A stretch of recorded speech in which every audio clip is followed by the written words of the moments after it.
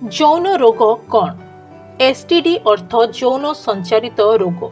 यह केतेगुड़िए संक्रमण रोग जहाँ संक्रमित व्यक्ति ठारू सुस्थ लोक को यौन क्रिया समय संक्रमित होता है। यह आगुरी वेनेराल डिजीज कहुला, एबे यह यौन संचारित रोग नाम समस्तंकर जनाशुना। यही रोग जीवाणु, भूताणु, प्रोटोजुआ इत्यादि जोगु होता है। यौन रोग 20 प्रकार अधिक देखा मिले।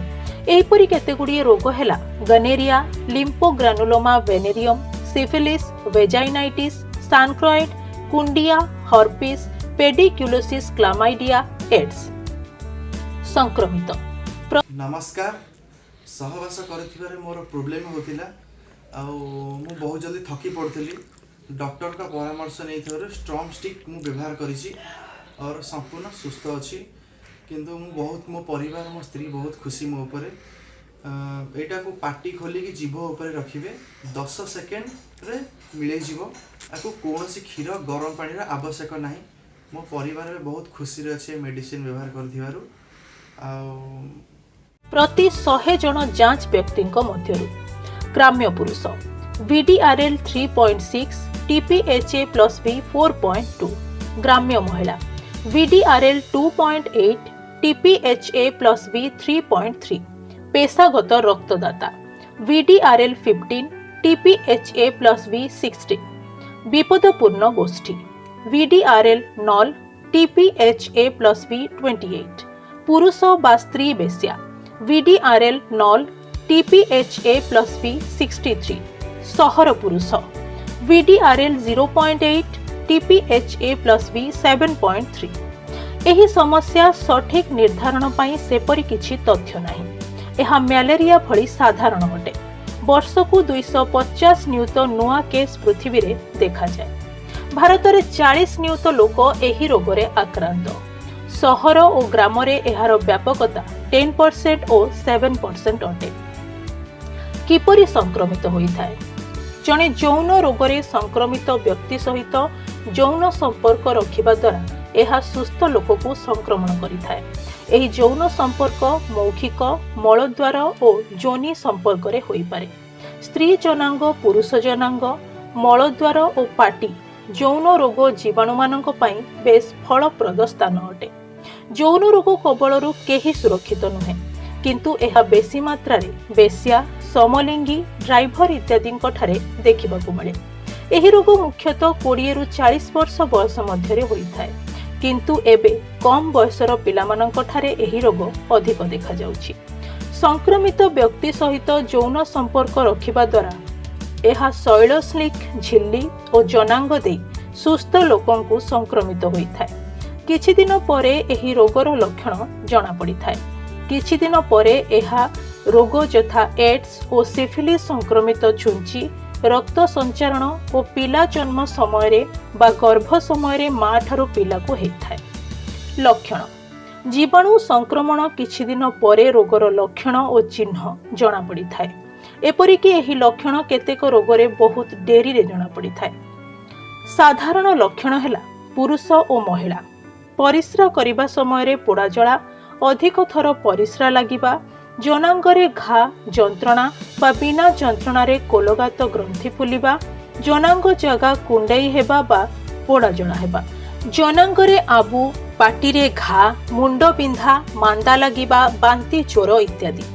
महिला जोनि स्राव, तली पेटरे जंत्रणा, अनियमित रक्तस्राव, जनांग पोड़ा जला, सहवास समय कष्ट बा जंत्रणा। पुरुष जनांग स्राव।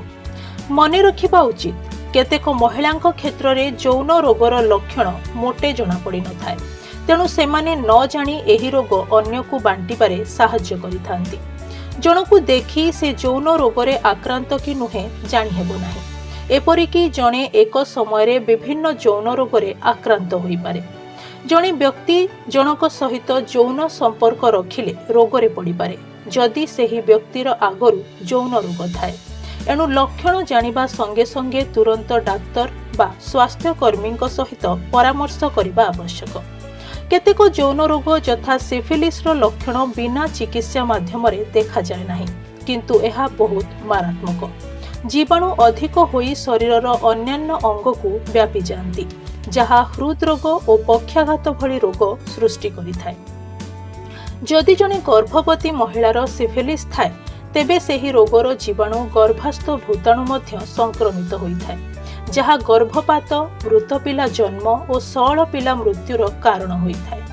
रोगरे संक्रमित नवजात शिशुर आखि संक्रमण होइथाय। यौन रोग हेबार सामाजिक कारण जीवन शैली रे परिवर्तन, समय अतिबाहित हेबा संगे संगे आमे नैतिक मूल्यबोध को हराई बसुछु और दिनकु दिन अधिक उच्छृंखल होई उठुछु। एहा विशेष करी युवक युवतींक ठारे अधिक देखा जाउछि। यौन व्यवसाय रे लिप्त समस्त व्यक्ति एही रोग संक्रमणर मुख्य माध्यम अटंती। वैवाहिक द्वंद्व जहा सामयिक यौन संपर्क को उत्साहित करिथाय। शिल्प लोक मानकर स्थानांतर और घरु अलगा रहिबा फलरे एही रोग संक्रमण रे पड़िथांती। घर भांगी जिबा एही घरर पिला आमोद और खुशी पाई बेश्यालय को जाइथांती। यात्रा अधिक यात्रा एही रोग व्यापीबारे साहाय्य करिथाय। अल्कोहल एहार प्रभाव परोक्ष भावरे पड़िथाय। यौन संपर्कीय तथ्यर अनुपयुक्त व्यवहार एही रोग सृष्टि करिबारे साहाय्य करिथाय। यौन रोग संबंधी भ्रांत धारणा संक्रमित व्यक्ति सहित असुरक्षित यौन संपर्क रखिबा द्वारा यौन रोग होइथाय। एथि सहित एही रोग हेबारे विभिन्न गल्प मध्य सुनिबाको मिले। एणु मिथ्या गल्प को विश्वास न करी एही रोग किपरि न हेबो सेथि प्रति सतर्क रहिबा आवश्यक। यौन रोग व्यापी न थाए। समूह पायखाना व्यवहार द्वारा मशा कामुड़ा, पाप, हस्त मैथुन, गछ तले परिस्रा कले, भूत प्रेत, गरम खाद्य, दूषित रक्त भगवान को अभिशाप। यौन रोगर चिकित्सा न करिबा द्वारा की प्रकार क्षति और असुविधा होइथाय। यौन रोगर उपयुक्त चिकित्सा करा न गले एहा अकर्मण्यता को गति करिथाय और शेषरे रोगी मृत्यु मुखरे पड़िथाय। जीवाणु शरीरर अन्यान्य अंग को संक्रमण करिथांती। गर्भवती महिला माने गर्भर शिशु को मध्य रोग संक्रमण रे साहाय्य करंती। यौन रोगर केतेक असुविधा तली पेटरे निम्न भागरे संक्रमण, बंधात्व, गर्भाशय बाहरे गर्भ रही थाए, नवजातर आखि संक्रमण, जन्मदोष, गलारे कर्कट रोग, नवजात मानंकु निमोनिया। यौन रोग उभय नारी और पुरुषंकर उत्पादन क्षमता कमाई देइथाय, जहा आर्थिक क्षतिर एक बलिष्ठ कारण अटे। यौन रोग बा HIV बा एड्स मध्यरे संबंधक। एड्स मध्य एक यौन रोग अटे। यौन रोग जो माध्यम रे होइथाय एड्स मध्य सेही परि होइथाय। एणु यौन रोग न हेबा पई सावधानता अवलंबन करिबा उचित। यौन रोग एड्स हेबारे बहुत साहाय्य करिथाय।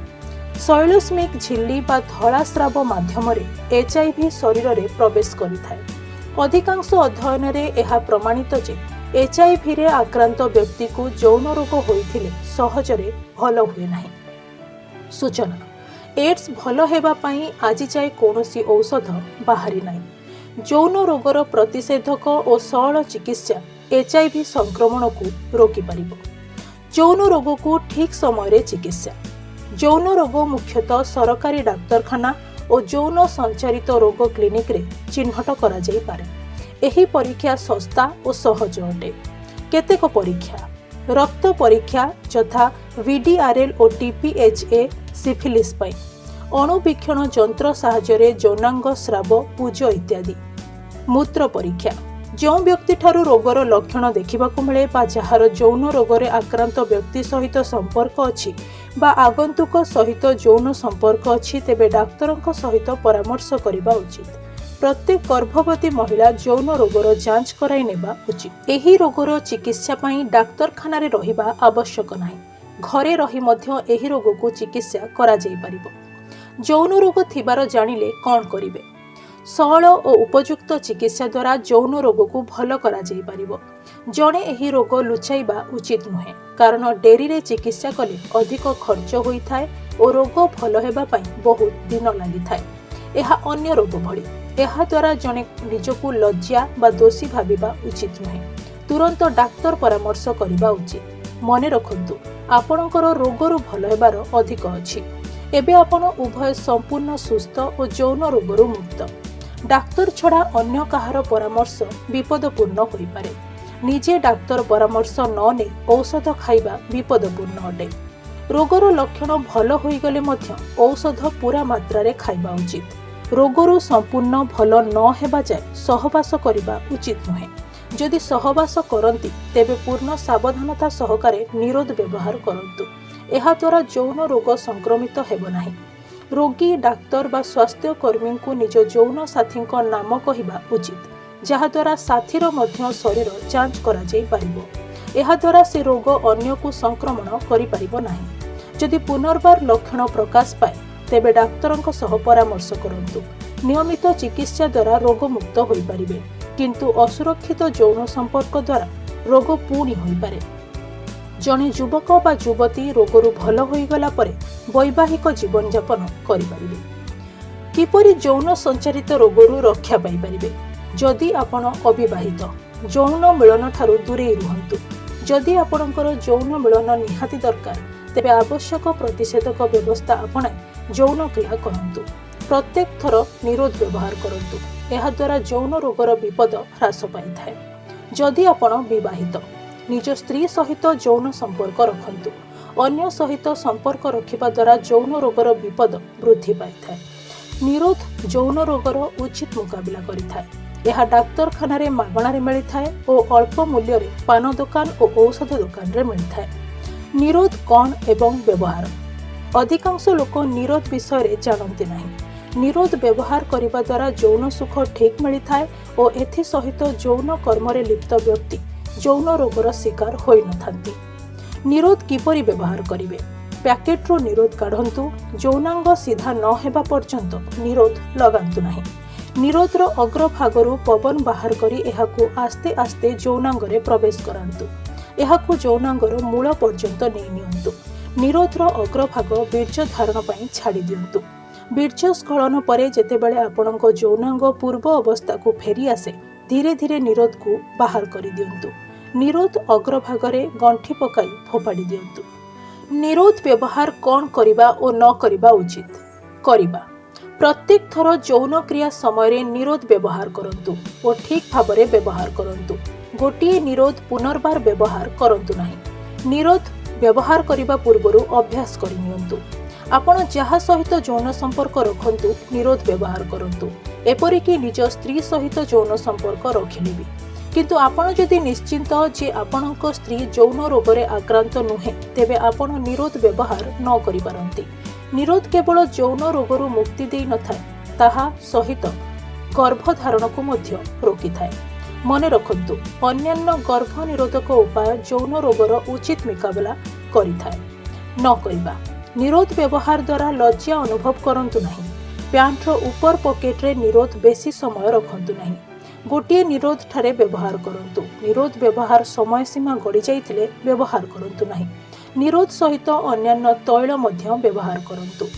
स्वास्थ्य कर्मी बा डाक्तरंकर परामर्श एहा क्षतिकारक। स्वास्थ्य कर्मी माने आपणक रोग कथा जानिले उचित पदक्षेप नहीं पारिबे। गोपनीयता प्रति मोटे व्यस्त हुअन्तु नहीं। स्वास्थ्य कर्मी और डाक्तर आपणकर गोपनीयता अन्य आगरे प्रकाश करिवे नहीं। तेणु जदि आपण भाबुछंती आपणकर यौन रोग अछि तेबे तुरंत स्वास्थ्य कर्मी बा डाक्तरंक सह परामर्श करंतु। जदि आपणक परिवार रे कौनसी सदस्य यौन रोगरे पीड़ित, परिवार सदस्य मानकर रोगी प्रति स्नेह श्रद्धा और उत्तम बुझामणा रहिबा आवश्यक। सेमाने रोगी जेपरि उत्तम चिकित्सा पाई परिबे ताहार व्यवस्था करिबा उचित। यौन रोग न व्यापीबारे गोष्ठीर भूमिका। यौन रोगरे आक्रांत व्यक्ति गोष्ठीर लोक हतादार करिबा उचित नुहे। रोगी को नैतिक मनोबल देबा उचित। रोगी जेपरि परिवार स्नेह श्रद्धा लाभ करि परिबो ताहार व्यवस्था करिबा उचित। गोष्ठी रे यौन रोग बाबदरे सचेतनता सृष्टि हेबा उचित। विपदपूर्ण गोष्ठी चिन्हट करी सेमानकर चिकित्सा करिबा उचित। सब्सक्राइब करंतु दुर्गा एसटीवी रो यूट्यूब चैनल को आउ बेल आइकन को क्लिक करंतु।